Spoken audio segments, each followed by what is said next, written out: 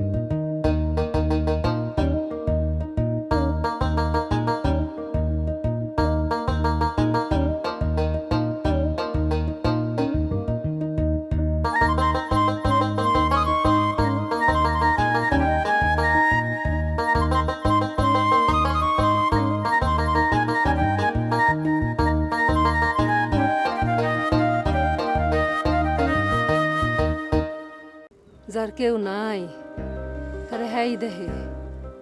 আরে আবুল, মানুষ বাইচ্চা থাকতে মানুষের উপকারে কোনো দিন আহে না রে, মইরা গেলে তারপরে আহে।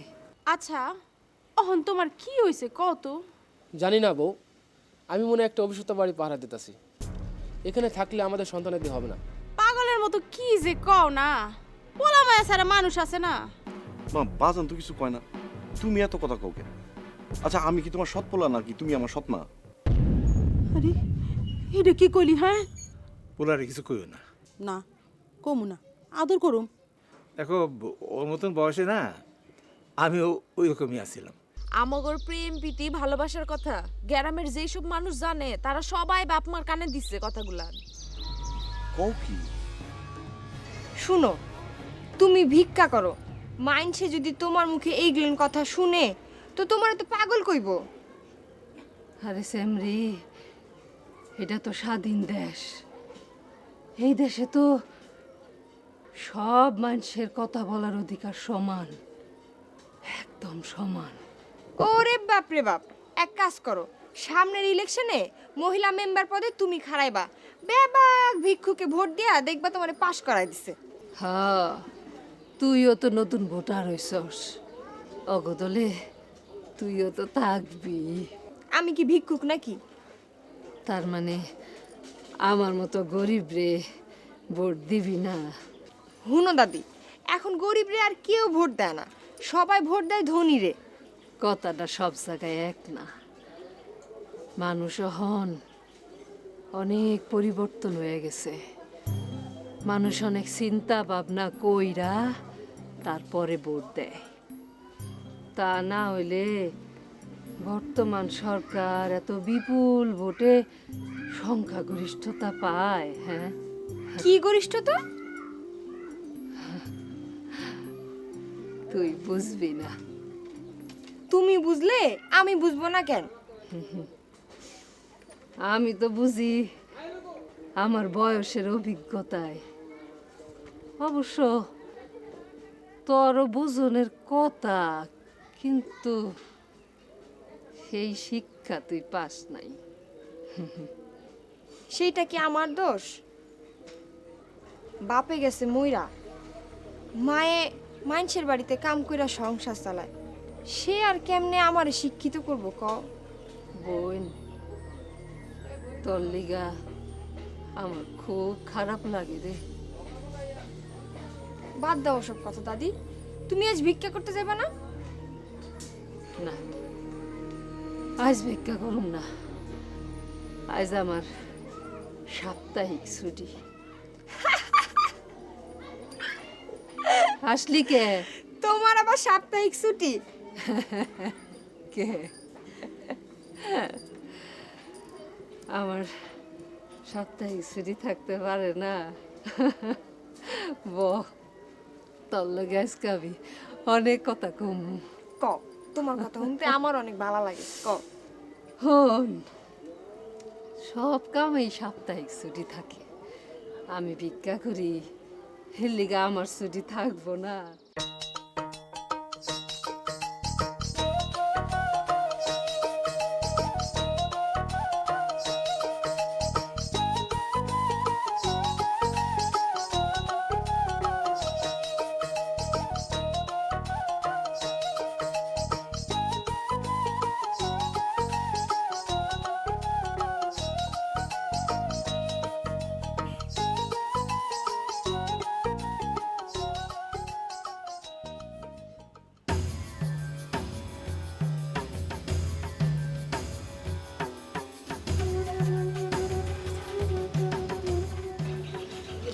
এসে পড়ছে। আপনি অন খবর না দিয়ে চলে এলেন? এই যে বাড়ি ঘর খালি রেখে হাওয়া খেতে পারিছিল না, মনে করছো শহরে থাকে বলে সাহেব কোনো খবর রাখে না। আর মিয়া এখন মোবাইলের যুগ, মিনিটে মিনিটে খবর চলে যায়। অন ওইটা কি কইবেন তো? কি আর হইব, দুজনে মিলে গেছিলে কনে? কবিরাজের কাছে গেছিলাম। ওই যে সুযোগ পাইলেই কবিরাজ ডাক্তার আর কত কিছু দেখাবে আমারে।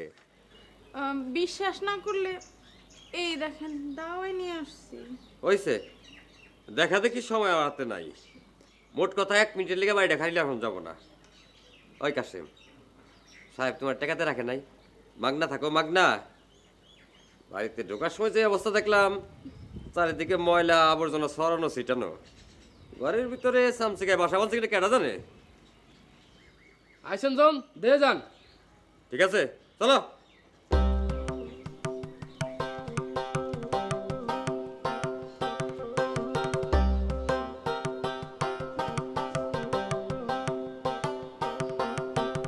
সব তো শুনলা। প্রস্তাবটা তো খারাপ না। নয়ন তো ভালো করে মাইয়াই পছন্দ করছে। জবার বাপের অনেক সয় সম্পত্তি আছে, 2 পোলা বিদেশে, টাকা পয়সার তো অভাব নাই। হ্যাঁ লাগে আমার পোলার লগে জবারে বিয়া দিয়া বিদেশে পাঠাইব। তুমি মত দাও। না না কেন? এখন তো ঘরে ঘরে সবাই বিদেশে যেতেছে, তোমার তো 1 টাকাও লাগবো না। টাকা না লাগুক, টাকা লাগবে না সেটা ঠিকই, কিন্তু সমাজের কাছে আমি ছোট হয়ে যাব না। অহন এইসব নিয়ে কেউ ভাবে না। কেউ না ভাবুক, আমি ভাবি। তোমার নিজের তো পুঁজি নাই, দোকানে কেনা বেচা নাই, 2 দিন পরে তো না খায় থাকবা। তখন চাইলেও পোলারে বিদেশে পাঠাতে পারবা না। দেখো, আমি একজন মুক্তিযোদ্ধার সন্তান। যুদ্ধের সময় আমিও মুক্তিযুদ্ধে সাহায্য সহযোগিতা করছি, মুক্তিযোদ্ধার ভাতা পাই। ওই সামান্য টাকা দিয়ে আর সংসার চলে না। অনেকে তো ছোটোখাটো চাকরি করে পেনশনে যায়, তারা তো কম টাকাই পায়। কথা সেইটা না, রাষ্ট্রীয় সম্মানটাই বড়। রাষ্ট্রের দেওয়ানোর মতো টাকা থাকতেই তো। এইসব বাদ দিয়া জবার বাপের কথায় মত দাও। আমি মরে গেলে বাপদাদার ব্যবসাটা দেখবো কেটা? যে ব্যবসা চলে না সেই ব্যবসা বাদ দাও। নয় নে মা, দেখো মাথা ঠান্ডা করে ভাবো, দিন সবসময় একরকম থাকে না, সুযোগও আসে না। শোনো, জবার সাথে নয়নের বিয়েতে আমার কোনো আপত্তি নেই, কিন্তু বিয়ের পরে পোলার আমি বিদেশ পাঠাবো না। আমার এক কথা। শোনো কাশি, আমি তোমাদের সাথে যে ভাষায় কথা বলছি, মানে যে সুরে কথা বলছি, এই সুরটা আমার না, মালিকের। তোমাকে অবশ্য মন খারাপ করার কথা। কাশেম, তুমি মালিকের বেতনভুক্ত কর্মচারী, আমিও বেতনভুক্ত কর্মচারী। তুমি তার গ্রামের বাগান বাড়ি দেখাশোনা করো, আমি শহরে তার বিজনেস বাড়ি করে এই সমস্ত দেখাশোনা করি। তো একটা কথা পরিষ্কার মনে রাখবো, বাড়িঘর কিন্তু সবসময় ঝকঝকা চকচকে রাখার লাগবো। বাইরে থেকে যেন কেউ বুঝবারই না পারে এই বাড়িতে মানুষজন থাকে না, কথাটা মনে থাকবো। শোনেন গুলজার ভাই, আপনি তো খালি কইয়াই খালাস। এত বড় বাড়িটা, বাড়ির এই মাথা থেকে ওই মাথা যার পোস্ট করতে করতে আমি তো একদম হাঁপায়ে উঠি, আমি তো আর পারি না। এইটা অবশ্য যুক্তিসঙ্গত কথা বলছো। কাজের জন্য প্রয়োজন পড়লে তোমরা আলাদা লোক রাখবা। সাহেবের তো টাকা পয়সার অভাব নাই, 2 হাতে টাকা পয়সা ওরায়। লোক রাখবা, টাকা পাবা, তার বেতনও দেওয়া হবে। তবে বাড়ি কিন্তু ঝকঝকে চকচকে রাখতে হবে, এই কথাটা মনে রাখবা। কিছু মনে করেন না গুলজার ভাই, আপনার উপরে আমরা 2জন গুসা ছিলাম। কাশেম, গুসা হবারই কথা।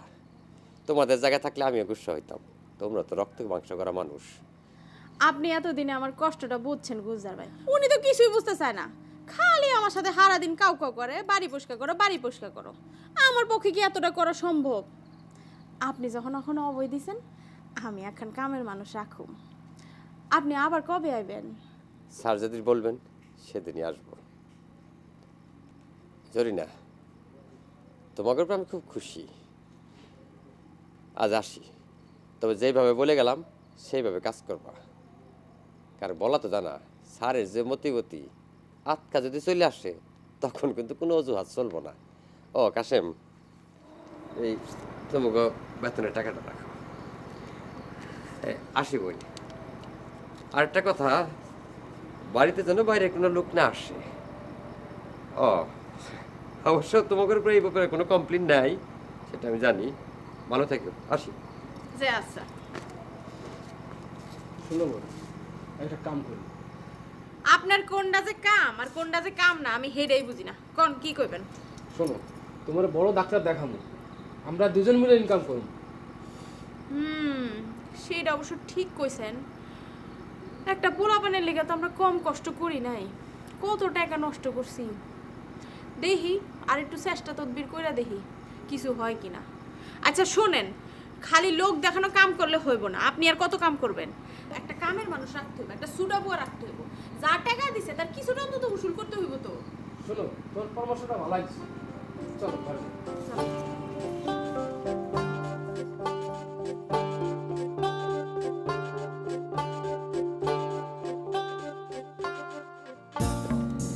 এই যাও, চলো।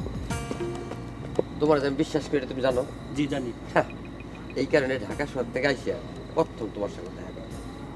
যেহেতু এই গ্রামে আমাকে বাগান বাড়িটা আছে, ওখানে দেখাশোনা করে কাশে বা তার স্ত্রী জড়িয়ে এখন পরে কিন্তু তোমার আমি পার্সোনাল বিশ্বাস করি। এটাও জানি। জানো, তুমি কিন্তু আমার কামের প্রতি ভরসা রাখো। ঠিক আছে, আমি চিন্তা করিনি।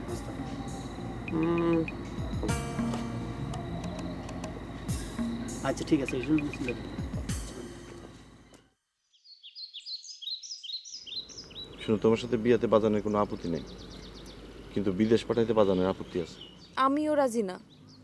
বিয়ার পরে বছরের পর বছর স্বামী স্ত্রী আলাদা থাকুন আর বিয়ে না করা তো একই কথা। তোমার কথায় যুক্তি আছে।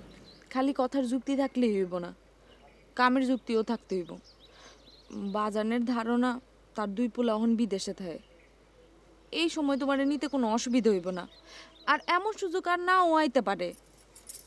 দুনিয়াতে তো সব সময় সকল রকম সুযোগ একলগে আয় না। বিদেশে এক সময় জনশক্তি নেওয়া বন্ধও হইয়া যাইতে পারে। এর জন্য এখন তোমার নিলে আগে ভাগে তোমার পজিশন ঠিক করলে ভালো না? তোমার বাজানের যুক্তি আমি বাস্তবসম্মত চিন্তা মনে করি, কিন্তু আমার বাবার ইচ্ছে হলো সে তার পৈতৃক ব্যবসাটা ধরে রাখবে। যুদ্ধের সময় দাদার দোকান থেকে অনেক জিনিস লুট হয়েছিল। দোকানটা দাদির একটা স্মৃতি। দাদি মরণের আগে বাবারে কসম কাটাই গেছে দোকানটা যেন না বিক্রি করে। এটা হচ্ছে স্বাধীনতার স্মৃতি। স্বাধীনতায় যারা অংশগ্রহণ করছিল তারা তো আর বাঁচবো না, কিন্তু তার স্মৃতি যেন থাকে।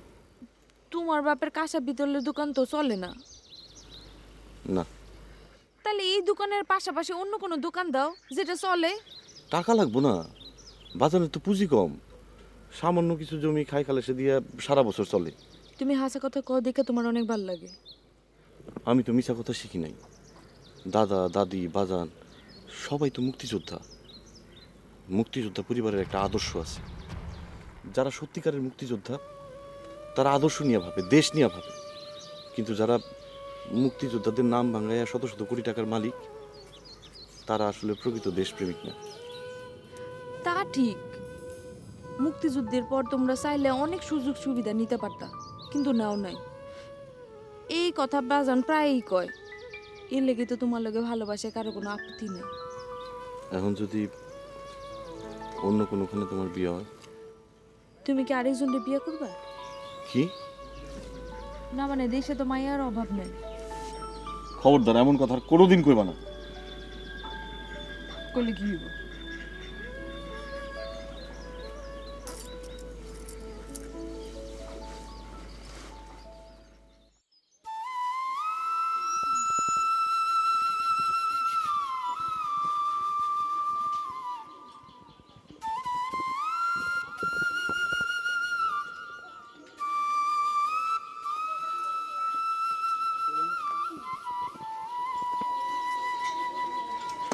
শোনো বুড়ি, তোমার আর বাড়িতে বাড়িতে ভিক্ষা করতে হইব না। তোরা তো নিজেরাই ফকির, আমারে ভিক্ষা করতে না করস কে? আমরা গরিব এই কথা ঠিক, কিন্তু আমরা তো গতর খাটায় খাই। মানুষের বাড়ি বাড়ি তো আর ভিক্ষা করি না। আরে গতর খাটানির আর জায়গা পালি না। দুনিয়াত এত মানুষ আছে আর তোরা কি না?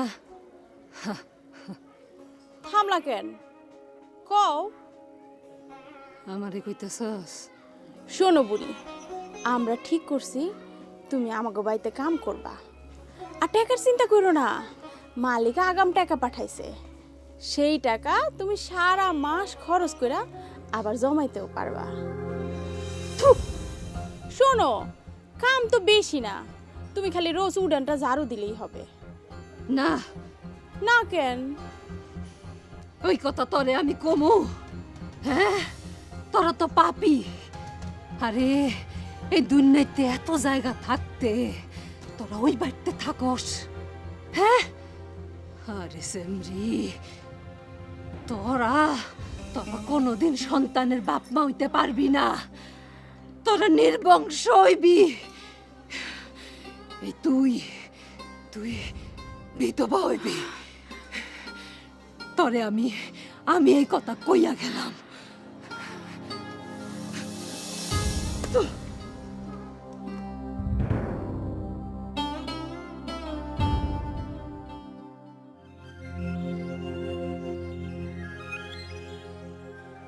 ফুলদাদি এমন কথা কইল কেন?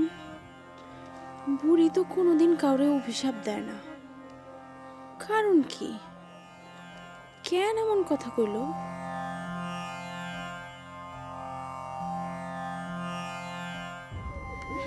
আমি যাবো ওই বাড়িতে কাম করতে।